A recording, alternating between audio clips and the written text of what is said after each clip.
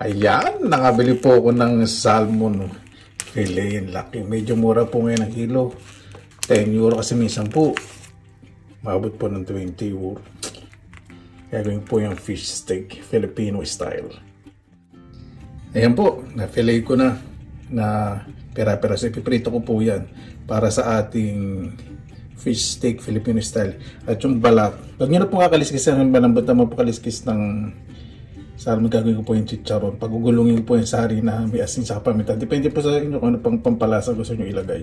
Sa pagpiprito po ng salmon, konti lang po dapat ang mantika. Sobrang konti lang. Non-stick naman po ito eh. Masarap po talaga piniprito muna yung salmon bago natin gawing fish steak. Yan, ganyan po gusto ko sa salmon. Golden brown, o diba? Dahan-dahan lang po kasi mabilis pong madurog. Huwag nyo pong babalik rin hanggat hindi slightly golden brown yung gilid bago po nyo balik rin kasi madudurog po talaga. Basta po tayo magprito. Igisa na po muna ako ng bawang. Gusto po golden brown yung bawang. Yung po sa iba, diba? Nahalo po sa pagpapakulo yung bawang. Hindi siya masyadong golden. Pero gusto ko po mas malasa. Sunod na po natin ang sibuyas na pula. Ito pong unang sibuyas ay ilalagay ko. Pino po yung pagkakahiwa para mas masarap. Susunod yung toppings, yung onion rings. O, diba? Salam po natin ang maayos po yan. Ayan! Napakaganda po ng resulta. Ilalagay na po natin ang sauce. Gagamit po ako ng toyo. Pwede kayong gumamit ng dark soy sauce, asin, paminta, lemon, saka may asukal po ito. Tikman po ninyo ha.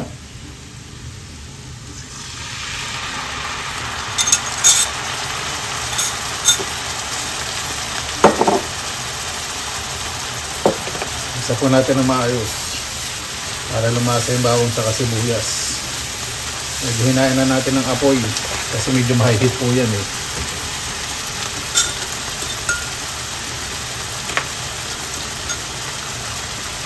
Lalagay po ng konting tubig. Yan. Simmer lang po natin yan. Pakulan po natin. Ayan. Lalagay ko na po ng dahan-dahan ang ating piniritong salmon. Takpan po natin para ma-absorb po yung sauce. Kanina po hindi po nag-asin sa paminta nung pinirito po natin yung salmon. Yan po yung magpapalasa para hindi po maalat. Ayan po. Kuluan na po. Napakabango. Patayin ko na. Ito po ang technique para mas masarap po yung sibuyas. Lagay po natin yung sibuyas na puti sa ibabaw. Tandaan po ninyo syempre. Lalo na kung meron kayong business, di ba? Kung pagkain ng business nyo. Kahit sa bahay. Para matuwa naman yung lalo ni mga bata pag special tignan nila. Para sabihin na, wow, ganda ng luto ni nanay. Hindi na burara. O, diba? Napakagandang tingnan. Napaka-appetizing. Okay na po yan. Tanggalin ko na po sa kalan. At huwag niyo pong tatakpan ha. Huwag niyo pong tatakpan kasi yung sibuyas. Gusto ko may crunch. Pag tinakpan po sa inyo, lalambot yung sibuyas. Tapos yung amoy ng sibuyas, hindi maganda. Mas maganda po yung ganyan. Sa ating pong salmon, skin chicharon, meron po itong harina, asin, paminta, at garlic powder. Depende po sa inyo kung ano pang pampalasa gusto nyo. Basta pag may prito po kayo, pagulungan nyo sa harina, taktak po ninyo, at saka prito po ninyo sa mainit na mantika. Ayan! Medyo high heat po Saka pag ipiprito po kayo nito, medyo halo-haluin po ninyo. Mararamdaman po ninyo kapag malutong na. Pero pag soft pa, huwag nyo po muna aahunin ito. Crispy na po. O diba? Ganda na resulta. Panalong panalo. At yung mga palikpik po, ayan. Sinigang ko po sa miso. Ready na po lahat. Kaya na po tayo. Mabuhay yan! Maraming salamat na po sa pagkakasama-sama na naman po tayo. Sasya na po yung mabuhay ko, walang kabuhay-buhay. Ay, medyo matagal din po itong niluto po natin kahit simpleng tingnan. Bago tayo bisa, pasalamatan po muna natin ang Panginoon. Panginoon, maraming salamat na po sa inyong oras na ibinigay po. Buhay sa lahat-lahat po. Ibibigay at naibigay po sa aming lahat. Naway ang bawat isa po, pahalagaan po. Lahat po ng biyaya, pasalamatan. At humingi po ng kapatawaran sa mga kasalanan. Kayo na po bahala po sa amin, lalo na po yung malalayo po sa kanilang mga pamilya na nanabig po makita kanilang mga mahal sa buhay. Sinusuko na po namin sa inyo lahat sa ngalan ni Jesus. Amen. Sana pa natin. Yan, marami akong nilagay na sabaw sa sinigang. O, di ba? Kahit konti lang yung paligpik. Hindi ko tatanggalin yung paligpik kasi habang iniinit ko po, lumalasa sa may sinigang ko.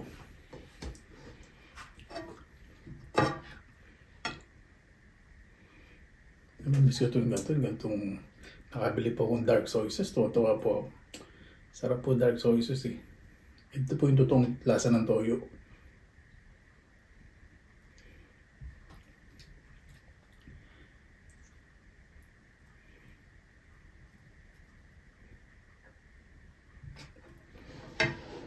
Hindi ba? Tignan natin kung crispy.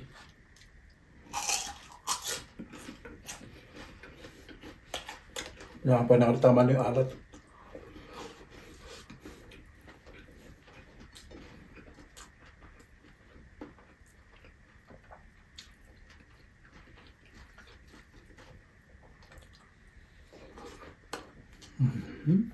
Oh.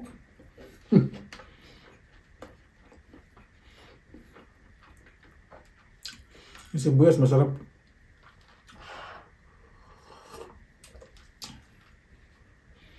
Wala lang tapang na lasa.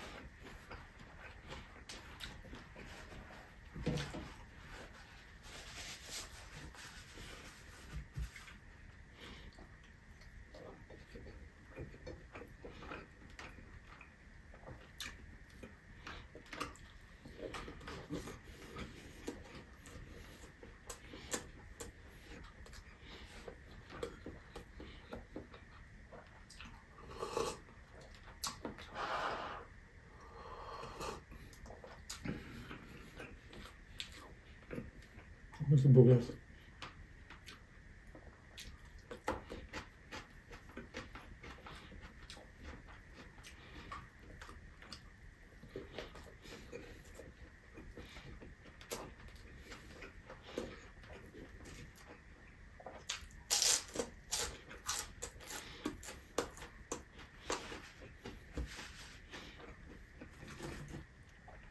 Crispy.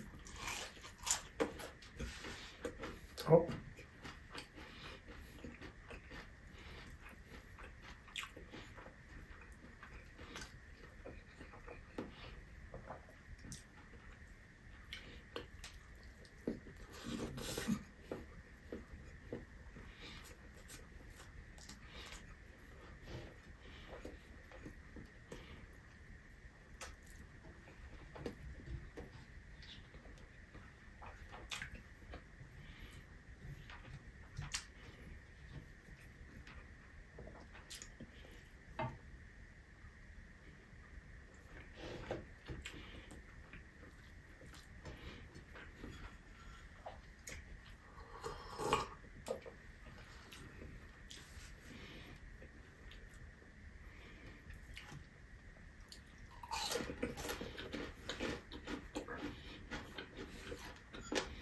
Kapag lamig, pwede nyo pilagay sa plastic. Huwag nyo na pong ilalagay sa rep ha. Kasi kinitsaro nyo na.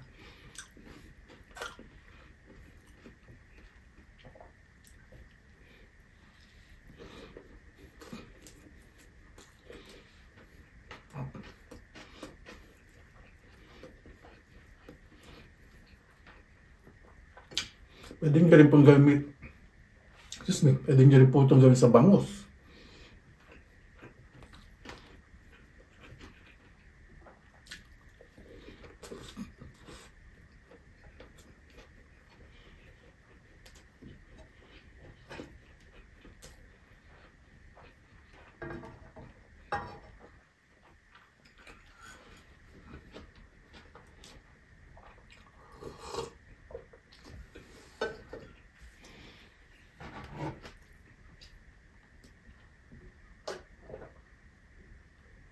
Apple juice.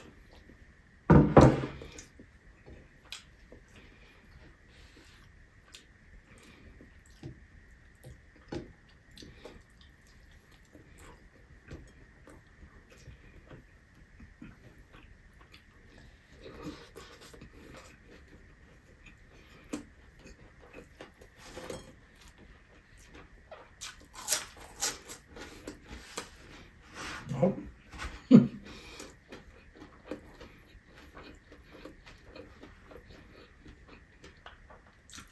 First time ko lang po ito ginawa. Sa buong buhay ko po ito po. Sa pagmumukbang. First time po. Chinicharo na balat ng salmon.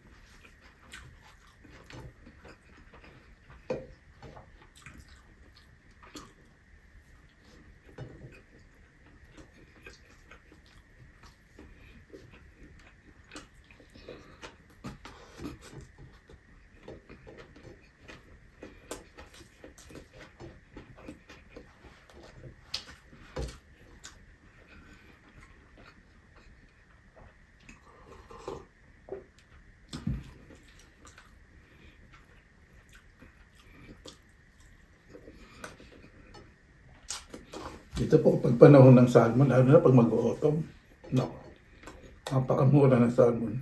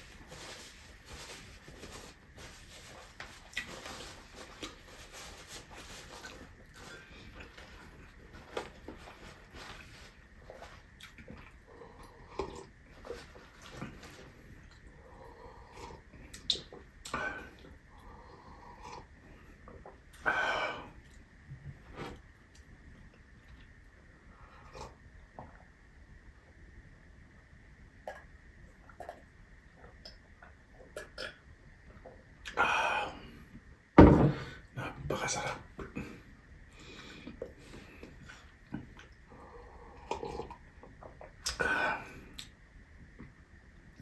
Paano po bakit tayo magtabas pasalamatan po muna natin ang Panginoon? Panginoon, maraming salamat po sa biyaya binigay po sa amin sa araw na ito. Excuse me. Naway lahat po namumuno o mamumuno pa lang kasi meron pong pagmamalasakit at pangailangan po ng mga mamayan. Gabay po lahat ng tumatakbo sa kaligtasan, masisipin po ang batas na pangampanya at pagtulong po sa kapwa Panginoon. Kaya po bahala po sa amin, isinusuko na po namin sa inyo lahat sa kailan Jesus. Amen. Paano po, maraming salamat na po sa inyo oras na ilan sa pinilakalapay. Basta lagi po tayong positive vibes, good vibes. God bless. Ingat po lagi, magandang araw. Laban lang.